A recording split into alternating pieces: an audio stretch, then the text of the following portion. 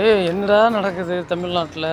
ம் என்னடா 5 வயசு குழந்த, 3 வயசு குழந்த, 2 வயசு குழந்த, 1 வயசு குழந்த, 6 மாதத்து குழந்த, பிறந்த குழந்த,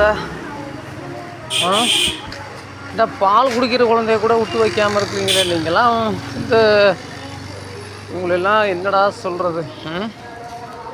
நீங்களாம் என்ன இல்லை, ஆடு மாடு நாய் நரி மிருகங்கள் கூட இந்த குழந்தைகள் மீது ஒரு ஒரு அன்பு ஒரு பாசமாக இருக்குது, நம்ம நிறைய பார்க்குறோம். நீங்களாம் என்ன சொல்கிறதே தெரியல. உங்களுக்கெல்லாம் வந்து ஃபாரின் மாதிரியான கண்ட்ரிகள் இருந்துச்சுன்னா உங்களுக்கெல்லாம் அன்னன்னைக்கு நீதி வழங்கப்படும், தீர்ப்பு வழங்கப்படும். அண்ணன்றக்கே அப்படி தான் நினைக்கிறேன்.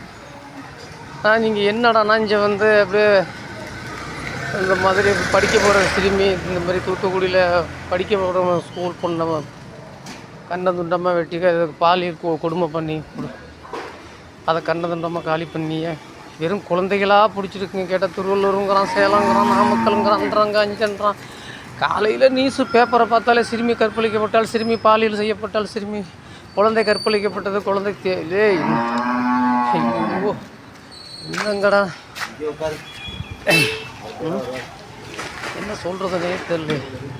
இதுக்கெல்லாம் வந்து என்னென்னா இதுக்கும் ஒரு 10 பேர் அந்த மாதிரி அந்த கட்சிக்காரன் 10 பேர் கொடி பிடிப்பான். இதையும் வக்கீல் இந்த வழக்கை எடுத்து விசாரிச்சுக்கிட்டு இருப்பாங்க. அதுக்கும் ஒரு ஆதரவு மாதிரி ஒரு பக்கம் போகிறாங்க. அதுக்கு என்னத்தை சொல்கிறது, பெரிய கொடுமையான. ஏன் உங்களுக்கு குழந்தைகளை போய் எப்படா நீங்கள் என்னடா நீங்கள் சோறு தானடா திங்கிறீங்க? இல்லை வேறு இது சோறு என்ன வேறு எது திங்கிறது கூட குழந்தைகளை பார்த்துக்குது. சோறு திங்கிற நீங்கள் போய் இப்படா இந்த மாதிரி குழந்தைகளை போய் இந்த மாதிரி பண்ணுறீங்க. சே